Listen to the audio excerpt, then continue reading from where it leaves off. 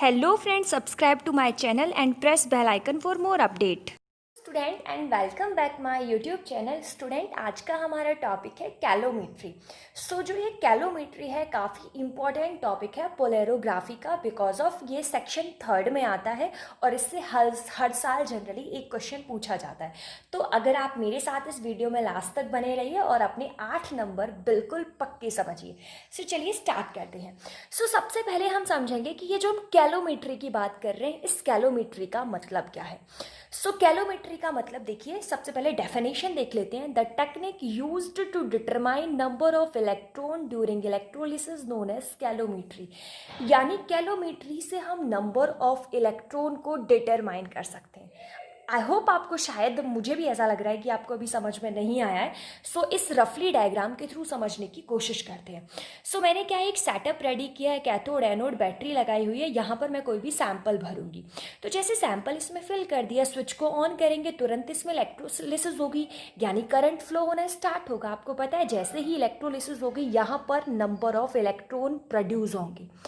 वो कितने number of electron produce हुए हैं, कितने नंबर ऑफ इलेक्ट्रॉन कंज्यूम हुए हैं, यानी जो कितने, मतलब जो काउंटिंग है ना, वो काउंटिंग हम कैलोमेट्री के थ्रू, यानी कितने इलेक्ट्रॉन प्रोड्यूस हो रहे हैं, कितने खर्च हो रहे हैं, वो सब हम कैलोमेट्री के थ्रू मेजर कर सकते हैं।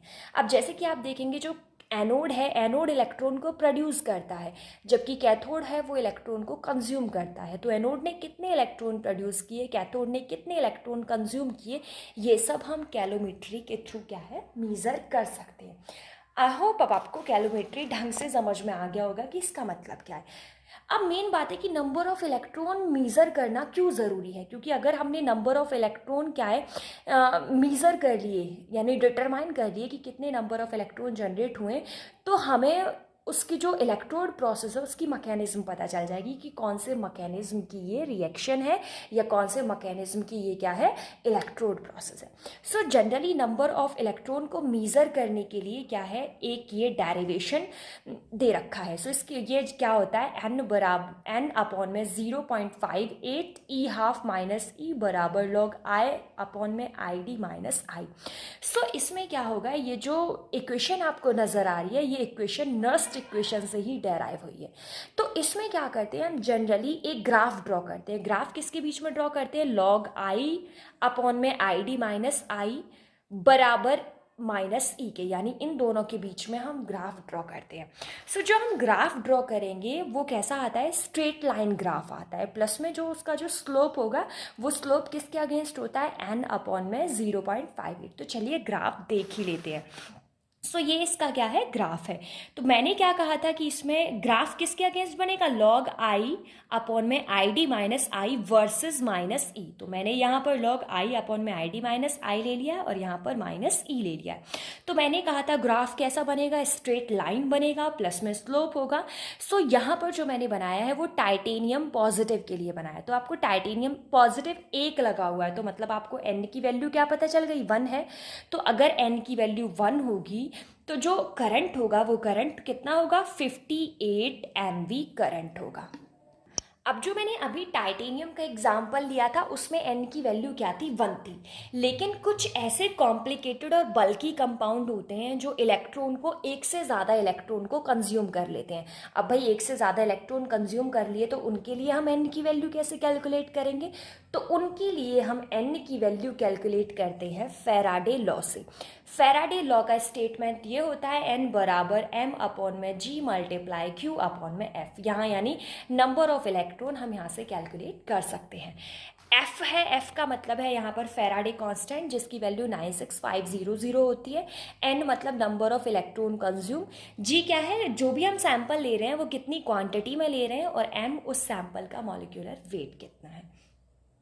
अभी जो आपने ग्राफ देखा था वो ग्राफ कब देखा था, जब n की वैल्यू क्या थी, 1 थी, यानी टाइटेनियम पॉजिटिव के लिए देखा था। अब मैं ग्राफ दिखा रही हूँ आपको कॉम्प्लिकेट प्रोसेस के लिए, यानी जिनमें n की वैल्यू ज़्यादा होती है, 2 या 3 होती है।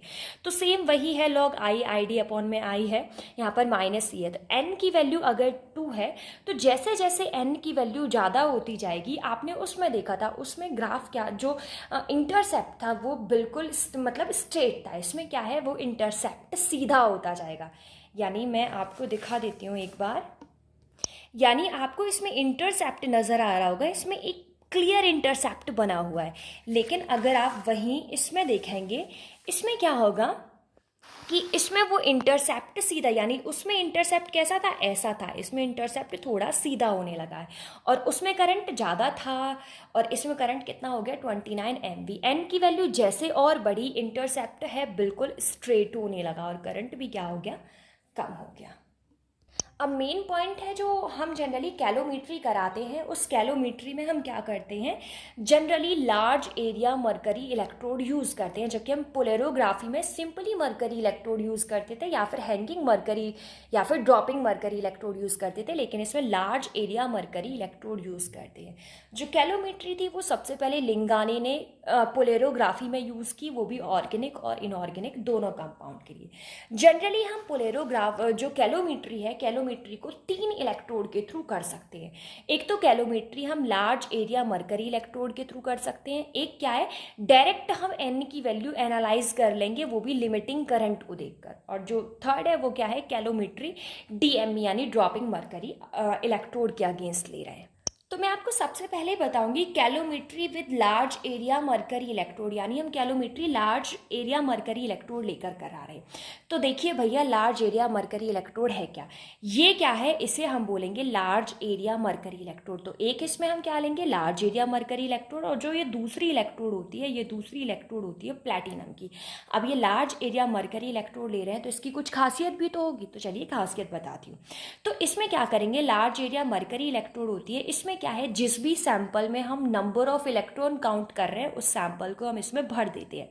दो कंडीशन हमें याद रखनी है, उसका जो पोटेंशियल है वो पोटेंशियल हमें कंट्रोल रखना है।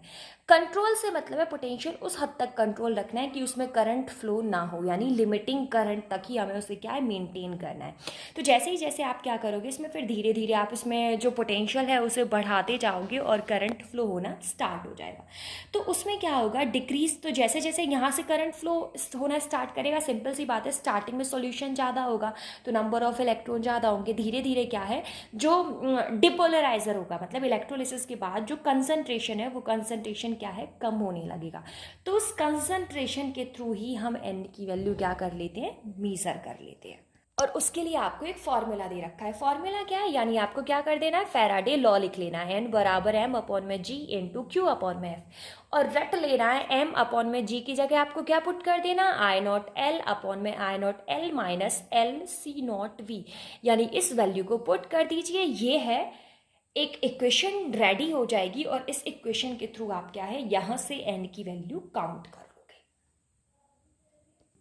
नेक्स्ट है, सेकंड है कैलोमीट्री विद डीएमई, यानी ड्रॉपिंग मरकरी इलेक्ट्रोड लगाकर अब आप कैलोमीट्री कर रहे हो। तो इस टाइप के अरेंजमेंट को माइक्रो कैलोमीट्री भी बोलते हैं। माइक्रो कैलोमीट्री क्यों बोलते हैं, क्योंकि जनरली आप कोई भी टाइप की कैलोमीट्री कराओगे तो उसमें धीरे धीरे क्या है, कंसंट्रेशन कम होने लगेगा। तो इसमें भी कंसंट्रेशन कम होता है लेकिन ज़्यादा कंसंट्रेशन कम नहीं होता।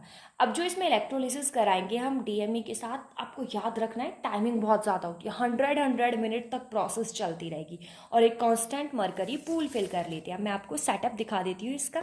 ये इसका सेटअप है। यहाँ पे आपने क्या किया है, सैंपल फिल कर लिया है और याद रखना है इसमें 5 तरीके की इलेक्ट्रोड यूज होते हैं, 1 2 3 4 5।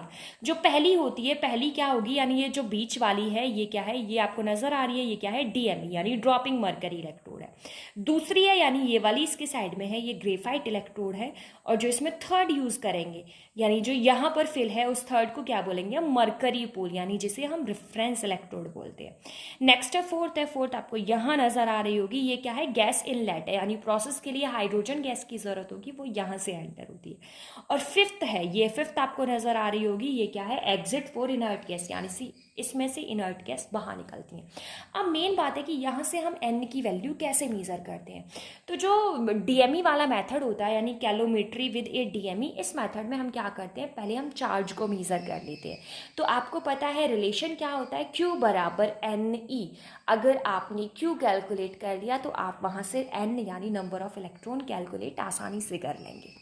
अब जो लास्ट मेथड है वो क्या है, determination of N by analysing of decreasing in limiting current, यानी इस यहाँ से आप क्या करेंगे, जनरली ये मेथड क्या होता है, इसमें आप लिमिटिंग करंट यानी लिमिटिंग करंट धीरे धीरे कम होता जाएगा, तो उस कम होने से ही कितना कम हो रहा है उसी से आप डायरेक्ट एन की वैल्यू कैलकुलेट कर लोगे। इसके लिए डेरिवेशन होता है आई बराबर N F D N over D T. तो जो ये डी एन होता है, एन की वैल्यू बराबर होती है सी वी की। तो आपने क्या किया, आई बराबर एन एफ, एन की वैल्यू सी वी थी तो एन की जगह पे क्या पुट कर दिया, सी वी पुट कर दिया, सी वी अपॉन में डी टी। तो आप यहाँ से अगर निकालोगे D C over D T तो बराबर किसके हो जाएगा, आई अपॉन में एन एफ वी। तो यानी आप इस रिलेशन की मदद से यहाँ से आप एन कैलकुलेट कर लोगे। Thank you so much for watching me. If you like this video, don't forget to like, subscribe and share my channel.